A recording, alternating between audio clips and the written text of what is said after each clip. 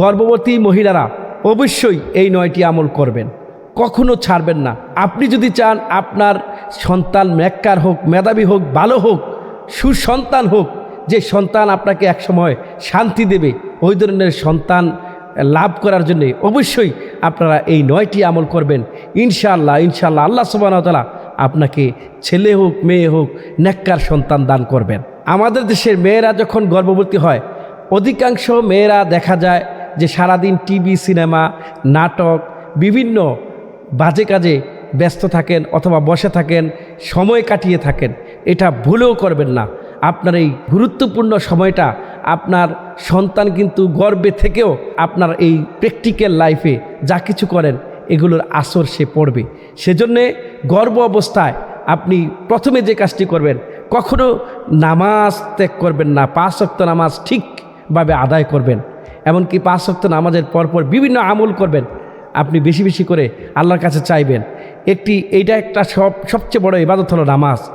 এই নামাজের কারণে আপনার ঘরে রহমত আসবে, বরকত আসবে।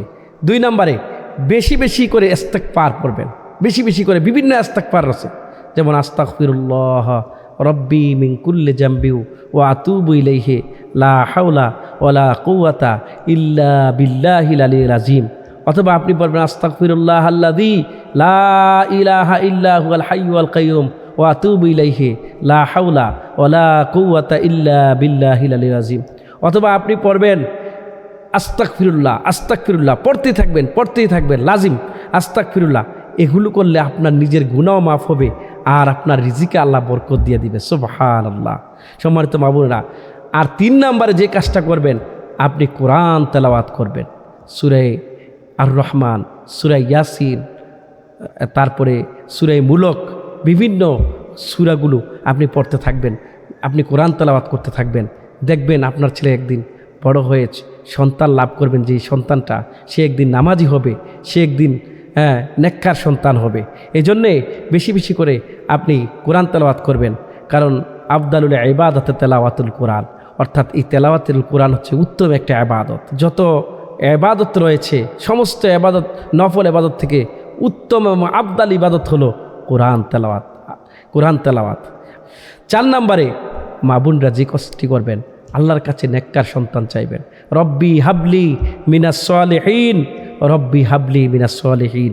দোয়া পড়বেন রব্বি হাবলি মিন লাদুনকা যুররিয়াতান তাইয়্যিবাতান। এই দোয়াগুলো পড়তে থাকবেন, দেখবেন আল্লাহ সুবহানাহু ওয়া তাআলা আপনাকে নেক সন্তান দিয়ে দিবেন। 5 নম্বরে বেশি বেশি করে দুরূদ শরীফ পড়বেন। আপনি যদি গর্ভ অবস্থায়, এই অবস্থায় বেশি বেশি করে দুরূদ শরীফ পড়েন, আল্লাহুম্মা সাল্লি আলা মুহাম্মাদি ওয়া আলা আলি মুহাম্মাদ কামা সাল্লাইতা আলা ইব্রাহিমা ওয়া আলা আলি ইব্রাহিমা ইন্নাকা হামিদুম মাজিদ। আল্লাহুম্মা বারিক আলা মুহাম্মাদি ওয়া আলা আলি মুহাম্মাদ কামা বারাকতা আলা ইব্রাহিমা ওয়া আলা আলি ইব্রাহিম ইন্নাকা হামিদুম মাজিদ। এই দুরূদ শরীফটা বেশি বেশি করে পড়বেন। 6 নম্বরে ধৈর্য বা সবর থাকবেন। ইন্নাল্লাহা মাআস সাবিরিন, নিশ্চয়ই আল্লাহ ধৈর্যশীলদের সাথে আছেন। আপনাকে অনেক কষ্ট করতে হবে এই গর্ভ অবস্থায়, আপনার পেট ব্যথা হবে, আপনি খাবার খেতে পারবেন না, আপনি সবর করবেন, আল্লাহর কাছে পানা চাইবেন, আল্লাহর কাছে বলবেন, আর নেক সন্তান চাইবেন। 7 নম্বরে হালাল খাবার এবং জীবনযাপন করতে হবে, হালালভাবে চলতে হবে। আপনি চলাটা হবে হালাল পর্দা অবস্থায় এবং খাবারটাও হবে হালাল। দেখবেন আপনি যা চাইবেন আল্লাহ তা আপনাকে দিয়ে দেবে। 8 নম্বরে দান সদকা, বেশি বেশি করে দান করবেন, বিপদ দূর হয়ে যাবে। আসদকাতু তারাদ্দুল বালা মুসিবত দূর হয়ে যাবে আপনি দান করলে। দানশীলকে আল্লাহ বেশি ভালোবেসে থাকেন। রসুল বলছেন আস-সাখিয়্যু হাবিবুল্লাহ ওয়ালাউ কানা ফাসিকান, আল বাখিলু আদুবুল্লাহ ওয়ালাউ কানা মুত্তাকিয়াল্লাহ। সুতরাং দানশীল হবেন। 9 নম্বরে ভালো পরিবেশ ও কথাবার্তা ভালোভাবে বলবেন, ভালো পরিবেশে থাকবেন। ঝগড়াটে হবেন না, ঝগড়া বিবাদ গীবত পরনিন্দা কোনো হারাম কাজ করবেন না, আর শান্ত পরিবেশে থাকবেন। বিশেষ করে এই দোয়াটাও আপনারা পড়তে পারেন, রব্বি ইন্নী লিমা আনসালতা ইলাইয়া মিন খাইরিন ফাকির।